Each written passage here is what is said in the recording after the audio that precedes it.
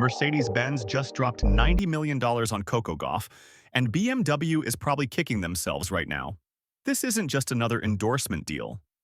This is Mercedes sending a message to every competitor that they just snatched the most valuable young athlete on the planet. The numbers are insane, and the timing makes it even better. Do you think BMW regrets letting Coco walk away? Or was Mercedes always going to pay more? Drop your answer in the comments. $90 million.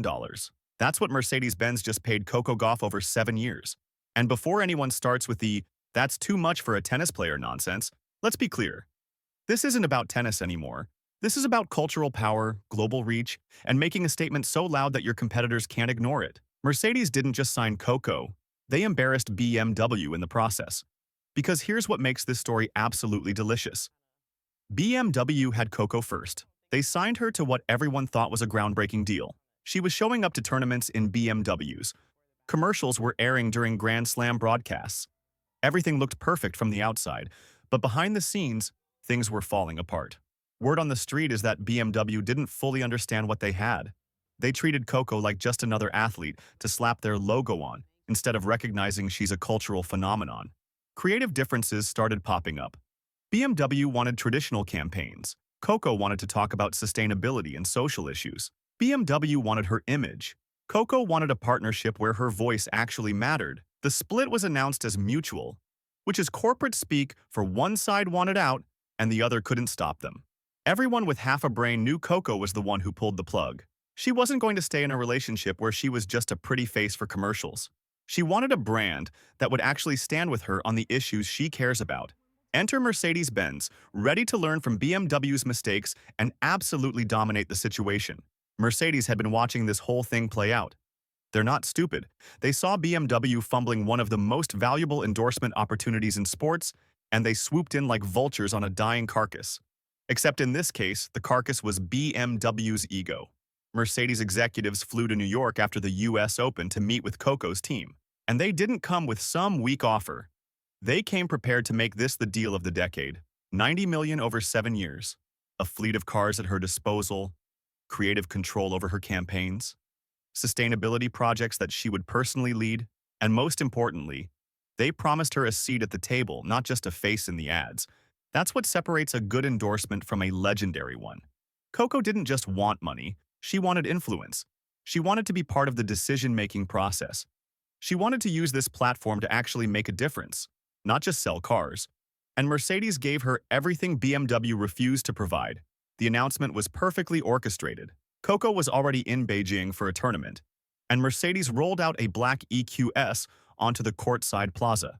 She stepped out dressed in white and silver, looking like she owned the entire automotive industry. Cameras went crazy. The headlines wrote themselves.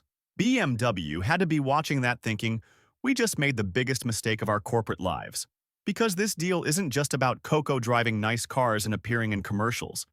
This is Mercedes, betting on the future of their entire brand identity. For decades, luxury car companies focused on legacy athletes or polished celebrities who fit a very specific mold. Tiger Woods, Roger Federer, people who represented tradition and excellence but not necessarily cultural change. Coco represents something completely different. She's authentic, she's outspoken about social justice, she connects with Gen Z in ways that traditional athletes never could. She's not just a tennis champion, she's a cultural force. And Mercedes recognized that in a way BMW apparently couldn't. The global implications of this deal are massive. In China, tennis is exploding in popularity, and Coco's matches are drawing record television audiences. Mercedes just bought themselves instant credibility with the fastest-growing luxury car market in the world. In the United States, Coco is already a household name who transcends sports. In Europe, Mercedes is signaling to BMW and every other competitor that they're not playing around anymore. The sustainability angle is brilliant too. Part of the $90 million deal includes Coco leading eco-friendly campaigns tied to Mercedes' electric vehicle line. The EQS isn't just a luxury car, it's their flagship electric vehicle. Having Coco as the face of that initiative connects Mercedes to younger, environmentally conscious consumers who care about more than just horsepower and leather seats. BMW must be absolutely sick right now. They had this exact opportunity and blew it because they couldn't get out of their own way. They wanted Coco to fit into their vision, instead of building a vision around her. That's old school thinking in a world that doesn't work that way anymore. Athletes with Coco's profile have options, and they're not afraid to walk away from brands that don't respect them. Forbes called this one of the most significant athlete brand deals of the decade. Bloomberg reported that Mercedes' brand valuation jumped by billions almost immediately after the announcement. That's not hyperbole. That's the actual market response to Mercedes securing Coco. Meanwhile, BMW faced questions from shareholders about how they let this happen. The sports world reacted exactly how you'd expect. Serena Williams tweeted support, calling it a power move and praising Coco for shaping her legacy on and off the court. Naomi Osaka said this was bigger than tennis, that this represented real change in how athletes approach endorsements. Other players started immediately using Coco's deal as leverage in their own negotiations, because that's what happens when someone breaks through with a deal this big. It raises the bar for everyone. Female athletes have historically been paid a fraction of what male athletes get for endorsements.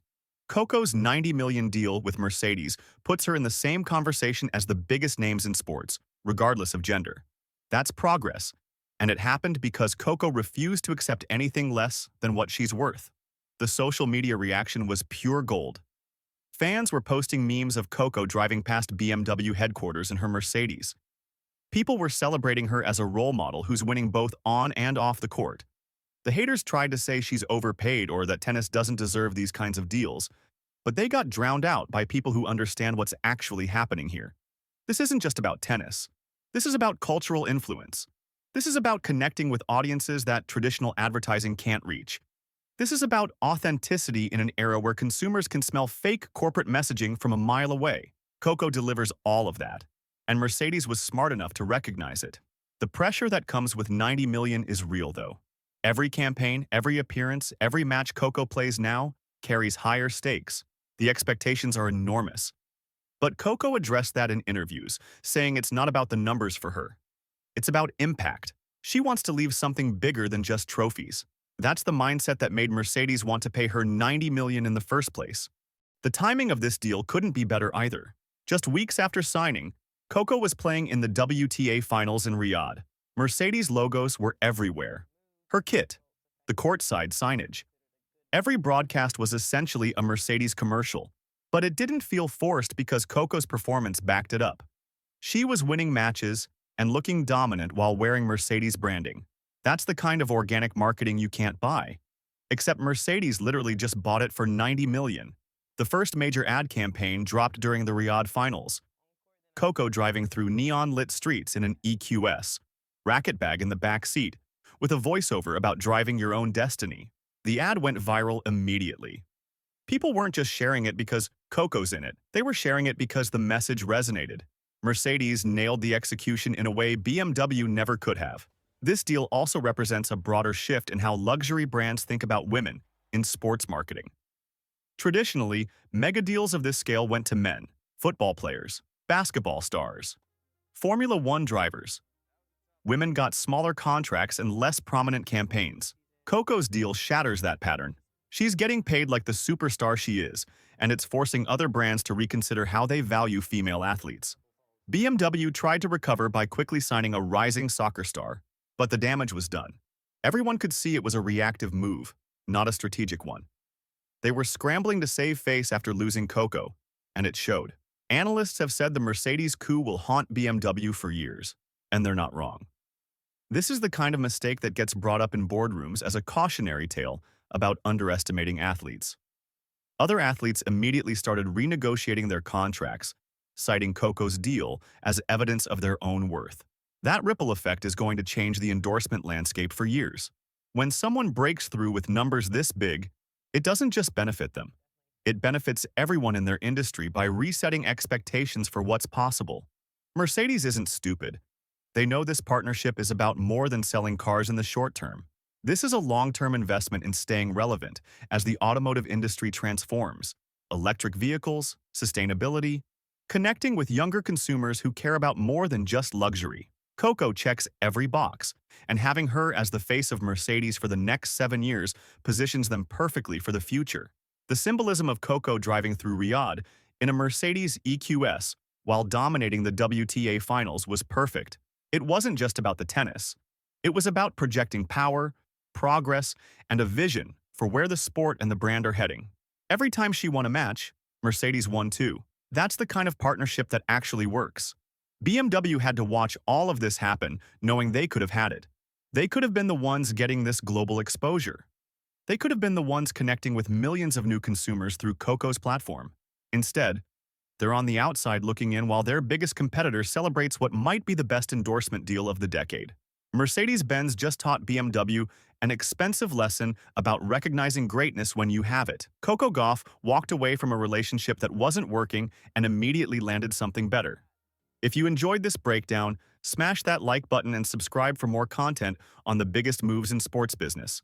Let me know in the comments what you think Coco does next.